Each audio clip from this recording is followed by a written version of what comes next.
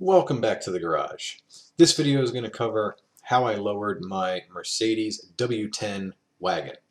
There are already great videos out there of how to change the shocks and the springs, so I'm just kind of going to breeze through that. I just really wanted to cover some of the gotchas, some of the smaller, finer points that you might want to look out for when doing this job, and some of the specifics around the hydraulic self-leveling rear suspension. So you can see I've got my everything prepared here. What you're looking at here is the spring compressor you need for Mercedes cars. You can't use the strut type external spring compressors.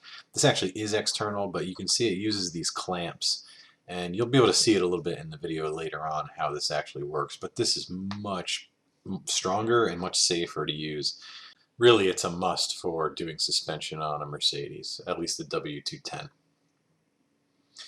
And then here we move along. You can see I've got a set of H&R springs and some Bilstein front shocks. I of course don't need rear shocks for this, because if you didn't know, the Wagons have a self-leveling hydraulic rear suspension which uses a set of hydraulic rams that work in conjunction with the springs to support the weight of the vehicle.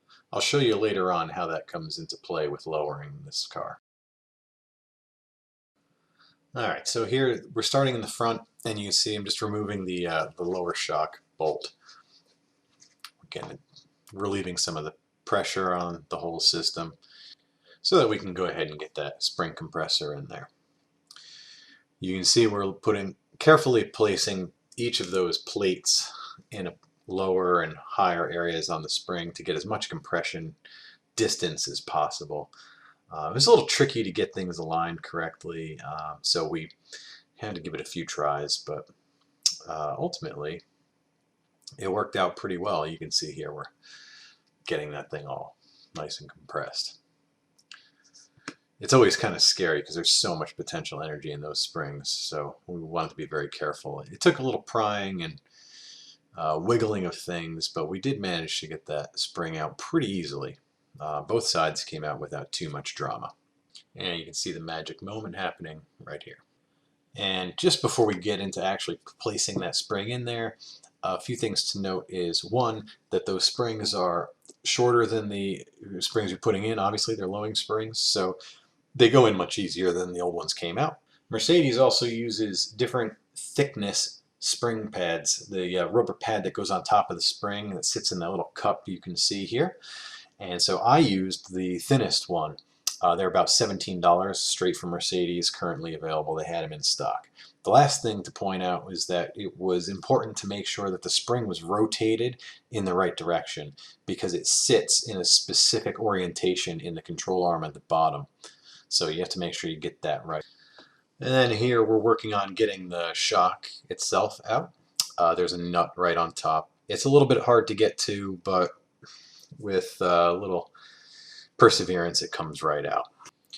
And then you just slide the new one in from the bottom, bolt it in at the top.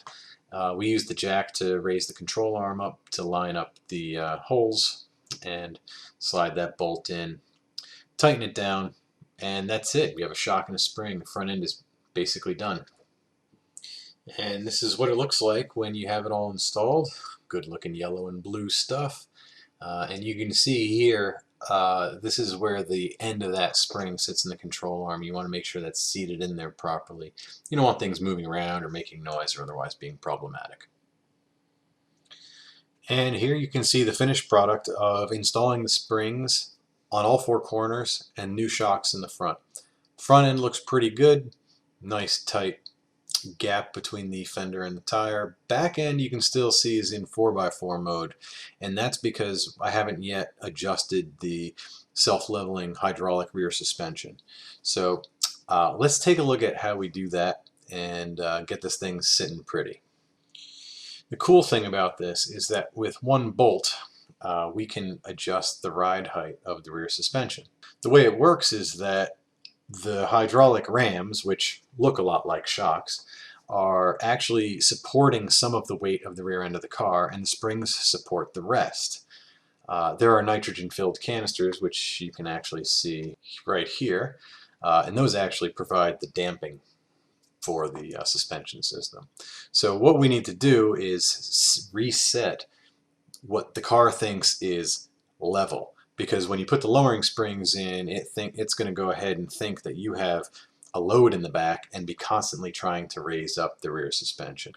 So what you're seeing here is actually that switch that triggers the hydraulic pumps to come on or turn off and raise or lower the rear suspension.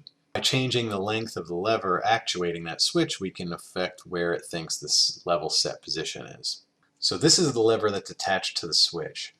Here is the arm that connects that lever to the attachment that's on the sway bar. You can see the sway bar here. And this is the nut right here that you need to loosen in order to extend this arm or contract it, depending on if you need to raise or lower the suspension. So making the arm longer will raise up the suspension, making it shorter will lower the suspension. And all you need to do is get a 1/4 inch ratchet with a regular old 10mm socket on there, which should get you just enough reach to hit that bolt. The only thing to be careful of is if it's really tight, that arm has ball ends that allow it to swivel on either end, so the angle can be a little funky, and you don't want to break that thing off those ball ends. So just be careful with it. Maybe put a hand on it. Mine was pretty loose, easy to get to. So really, it's just a matter of getting a couple turns on it, and then reaching your hand right on up in there and extending it to make it longer, or pushing it together and making it a little shorter. And when all is said and done, you get a nice low car that sits nice on its wheels and looks great. It also happens to handle quite a lot better than it did.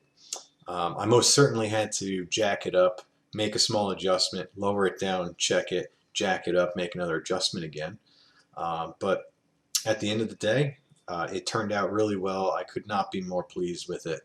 And it's been a pure pleasure to drive around. So thanks for watching. I hope this was helpful to some of you, and I'll see you in the next one.